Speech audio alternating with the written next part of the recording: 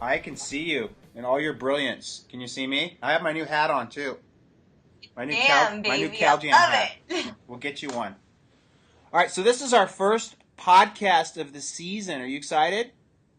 I am so excited. And we're starting it out with a big bang here. So let's start it out with a good question. Why don't you tell all of our viewers about your co-op and what it's about? And how did it get started? So I run a nonprofit organic produce cooperative here in Houston, Texas called Rawfully Organic, and it is actually the largest in the States right now. We have a little over 15,000 registered members just in the Houston area alone. We feed about 800 families a week. We are a nonprofit in the state of Texas, and basically what we do is we're like a giant buying club for organic produce for not just people, but we're also a selling source for organic farmers. So basically we're like the central hub for people to come and pick up a huge box of organic fruits and vegetables, local and non-local, all organic, a delicious mix. And we're also the central hub for local farmers to be able to come and sell their stuff to us, kind of like a pre-sale so that we can support them as well. And there are 6 farms right now that have grown significantly with us. I'll give you one example. How big are these farms you're talking about? So let me give you an example. The Gunderman Farms. I've known them since I was a teenager, and they started you're still off. A teenager, aren't you? Oh, I'm 27. Oh, you look like a teenager. That's a good thing. That is, yes. They started off with maybe less than 50 acres back in 2007. And now they have over 400 and something acres, almost 500 acres worth of land that we have been able to help provide for them, get them organic certifications and whatnot. And basically they're growing for us almost full time right now, which is kind of crazy because that means that they don't have to go to farmers markets to get, the sales. They're getting a pre-sale through us. They're feeding the community. It's like a win-win for everybody. And that's the important thing, is a win-win for everybody. Everybody. And it's such an awesome community when people come and they pick up their food, they're sharing recipes, they're talking about it, they're having fun.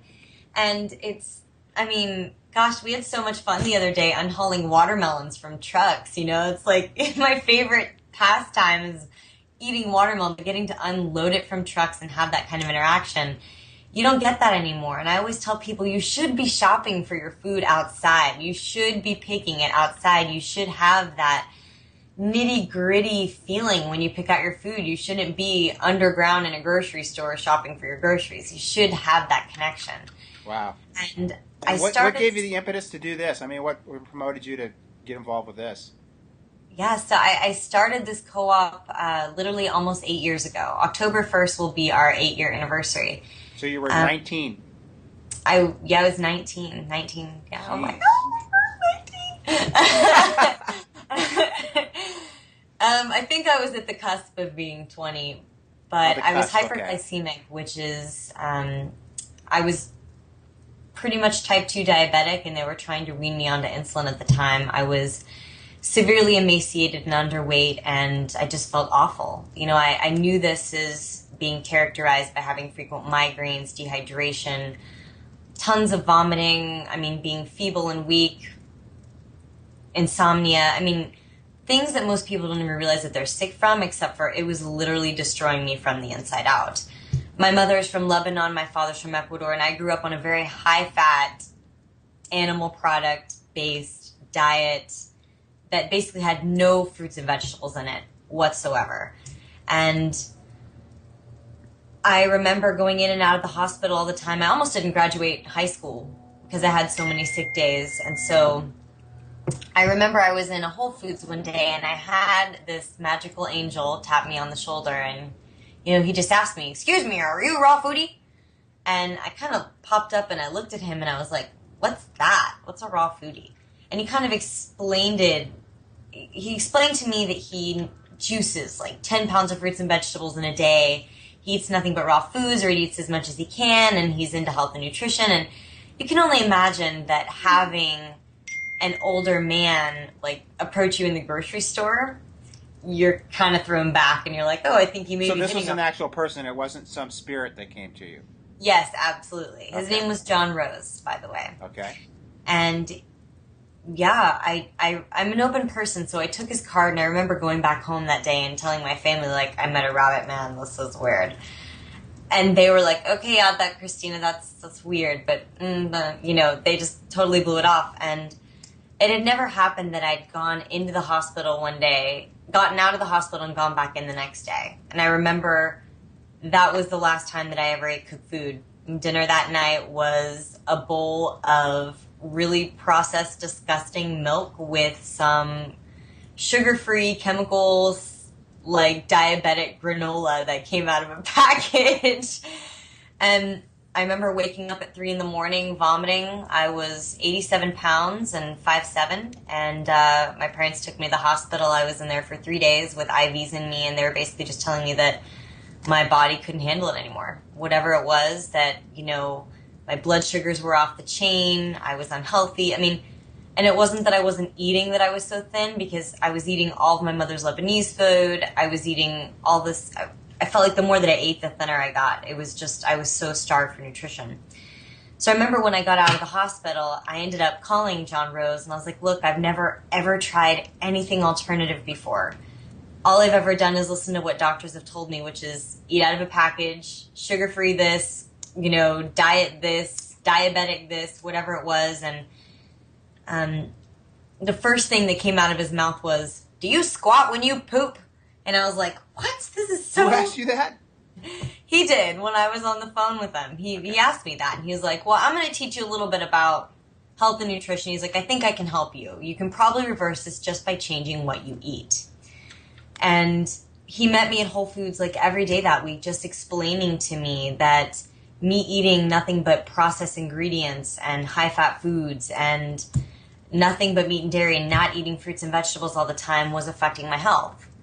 And, he was like, well, why don't you just try doing this for a few weeks and see if you like it? And I was like, going raw, like just straight in, eating nothing but raw foods. Like an 18-year-old, I didn't even know what that meant. And he was like, yeah, just pick your favorite fruit. And so I kind of looked at him. What? Pick your favorite fruit? Yeah, pick my favorite fruit. And I'd never really eaten that much fruit before, because, maybe a watermelon in the summer, but in a Lebanese household, fruit and vegetables, no. My Ecuadorian side of my family, it's just all fried chicken, beans, and rice every day, all the time. Right. So I remember sitting there, and out of the corner of my eye, I said, okay, well, what about peaches? And he was like, all right, you're going to eat nothing but peaches for 2 weeks straight. Wow. And I looked at him and I was like, whoa, I have blood sugar issues. This is a bad idea. I can't do this, da-da-da. And he was like, no, it's a different type of sugar. This fruit will actually be good for you. And he's like, I think that you're starved for real nutrition, but that your body can't really handle digesting a lot. So we're going to give you one small thing at a time. I'm going to teach you how to eat enough of this every day. And we're just going to take it slow and see how you feel. So keep in mind, I was 87 pounds at the time. I walked out of there with 80 pounds of peaches to last me a few days of feeding. And believe it or not, but I did it. And after 3 days of eating nothing but peaches, I actually felt amazing. Like I hadn't had a migraine. I gained a few pounds. I felt decent. I went back to school, and I was still in high school at the time. And yeah, 2 weeks went by. I felt good.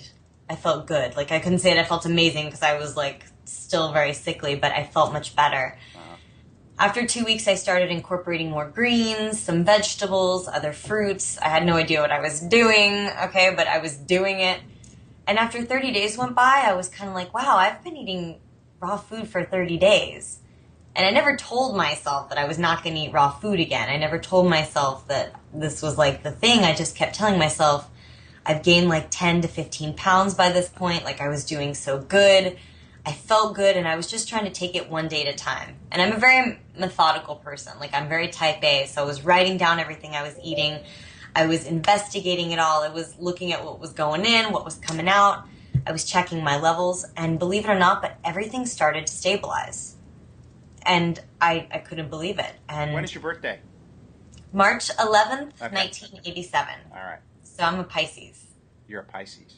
I'm a Now you Pisces. said, are peaches still your favorite fruit, or did you burn out on them? I still love peaches, but my favorite fruits now are just far more tropical and far more exotic and rare to find. Okay, name one. Chico sapote, Okay, I don't know about that one. yes, or durian, or jackfruit, or figs. Oh God, I love figs too, figs. but they're so sugary though. I But can they're only do a good. few. What about favorite vegetable? Ooh, kale. Kale. I think my favorite fruit happens to be avocados. That's just me. Avocado is a fruit. That's what I said. Favorite fruit is avocado. Oh, a fruit. Yeah. That's There's a big seed in the middle, so I figured that's a yes. fruit. I also love I think kale might zucchini. be my favorite too. Yeah. Yeah. So, but basically, it's before I knew it, 6 months had gone by, and I was interning with, doctors across the globe. I ended up going, I transferred from Vanderbilt to Rice, studying there, studying kinesiology, studying health science, in addition to studying art and music. And that's kind of where my journey began. When I came to Rice, I jumped onto the environmental committee and we started a Tuesday farmers market. And it was from that point on that I started establishing relationships with farmers. It gave me the impetus to start the co-op, and the co-op started with 7 people in my living room, and in the past 7 years has just grown so much, and it's become such a How could it beautiful not though? thing. Because the world's so ready for it right now. Well, why don't we go back a little bit to your background? I didn't realize you have some formal education and training in health sciences, or Yes, I do. I okay, am. So my journey is a little funny. Growing up, I thought I wanted to be a potter. a what? A potter, A like a potter. sculptor, with ceramics. Okay. And I got a full ride to Vanderbilt University for art and for music. And I was trained in jazz and blues. I did music composition, and I'm very much a person of the math, the arts, and the sciences. I'm my father's daughter, can't help it. And halfway through being at Vanderbilt, I realized that I was in a studio all the time.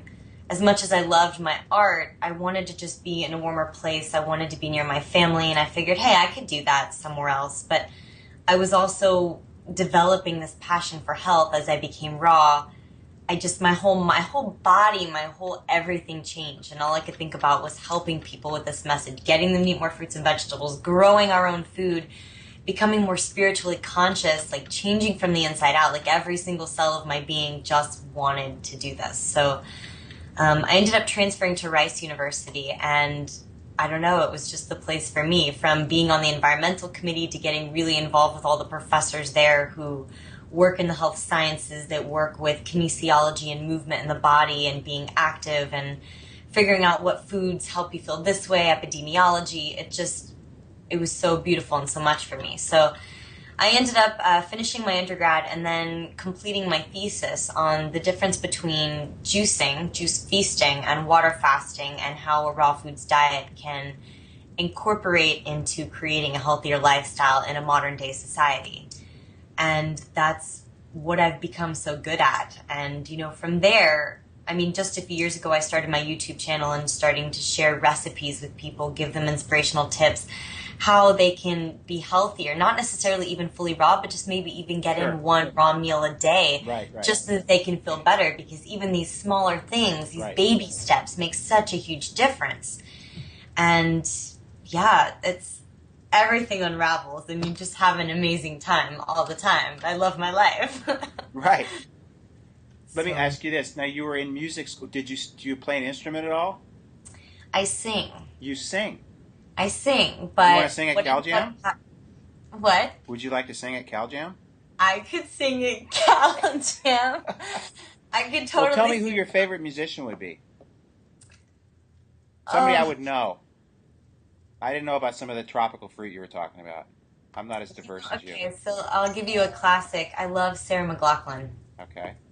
I love Sarah McLachlan. I love Nora Jones. I was trained in jazz and blues, and when I went to Rice, they only had classical, so it kind of strained my voice a little bit, and I stepped back from that, and I started focusing more on the health and the sciences. But singing will always be a wonderful passion for me. It's a form of expression, just like art, you know. So I'm putting you up to. Do you want to sing it, Cal Jam? If we had you come out and sing one song before you go up. I would totally sing a song. I All right. have to figure out what song, but I'll totally do Well, yeah, it. we'll pick one that's got a little bit of kind of rock and roll, and it has to have a little bit of. It has to fit the theme of what we're trying to do here too. Well, we can pick the perfect song. We got time. Oh yeah, we got plenty of time. This is awesome. So let me ask you this: what have you heard about Cal Jam, and what made you decide that you wanted to be involved? So I am in Houston, and I'm very close with Dr. Group and Daniela Group, their family, and they jumped into our co-op. You know, they were one of the first few people to jump in. And they're the most amazing people. I love They're them the to most death. amazing family ever. I just love Daniela. I love Dr. Group. We have his book that we like pass out at our co-op. You know, Health Begins in the Colon, and they were just. He reached out to me and he's like, you got to come to this event. This is an event like unlike any other event. He's like, the energy is vibing. There's good music. It's all about health and spirituality and uplifting yourself and chiropractic. And I know he basically just talked up this event so much that I was like, I got to be there. This Plus event it's a celebration too. We like to have a little party once in a while too. Yes, but it's all about celebrating health and becoming the best you life with people of like minds. Yes. So you're excited about being involved. That's what I'm really excited about. Yes. All right, you're going to pick a song for me then. I'll pick a song for you. Okay, we'll jam. Let me ask you this. What YouTube channels do you subscribe to? Oh my God. Are you a fan of David Wolf at all? You know what? I love David Wolf, but I don't think he's uploaded a YouTube video in a long time. No, that was kind of two questions in the same. You know, some of my favorite YouTube channels are my best friends that are also on YouTube. That some of them are in health, some of them are not. Like one of my best friends, Megan Elizabeth or Victoria Arnstein. I love Timothy Sheaf's channel. I mean, I watch everything from Jimmy Kimmel to parkour to some of my girlfriends do like health and fitness or beauty or whatever it may be. You know what's so amazing about the world right now is that we can connect with anybody all over the world with this technology, and you meet people who are in alignment with you and that have that same beautiful energy, and you get to interact with them online. Right. And it's funny, I've stopped watching TV. I've stopped polluting my mind with lot of these, you know, subliminal messages, and I've started watching real people that I can connect with, and it's life, you know, like I love it. Yeah. Well, I really, really appreciate you taking time out of your day for our viewers, and I'm so, so excited to have you on the stage this year. You're going to pick a song out, and we'll see if we can get you incorporated into the program. You'll come out and rock it. I know you will. I just feel the vibe already. This is going to be so much fun. Like, whoever is listening and are watching this, you have to be there because it's going to be the party of the century. Yes, it will be. We might have a few more after that, though. I know. So should I bring the fruit? I think I should bring the fruit. Maybe I should bring the fruit. Bring some vegetables, too.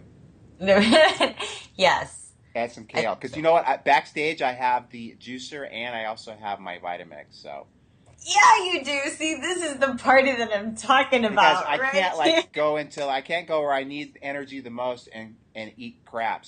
And I don't eat crap anyways, but I have to do what I do, and that's part of my lifestyle. And people think I'm weird and trippy, but I empty out all the crap that's in the Orange County Performing Arts Center refrigerator. I throw all the Diet Cokes and all the milk products, and I throw all that trash, and I stuff it full of vegetables, and we juice for 2 days and make smoothies, and we just rock and roll, basically. Rock and roll. Rock and roll. And you want to know what? I tell people, as long as you're making an effort to get healthier and you're doing what works for you, that is what matters. Right. Because at the end of the day, when you are truly happy, that's when you will discover real health and what it's about. You'll want to take the steps to become the best you that you can be, and that's where it's at. And I think you said it too. It's just like baby steps. It's a gradual process. And the more they start to feel better when they implement just small things, the more they're going to want to implement more. It's hard to get people to try to go cold turkey on stuff. In fact, I'm being in practice for 30 years. I've realized that, you know, if it's a matter of just getting them to drink a little bit more water, that might be a start for some people. Again, I want to thank you for your time today. This is our first inaugural DCS podcast, Cal Jam podcast, with FullyRaw Kristina, who's going to be rocking the Cal Jam stage. Thanks, Billy. Bye, Kristina.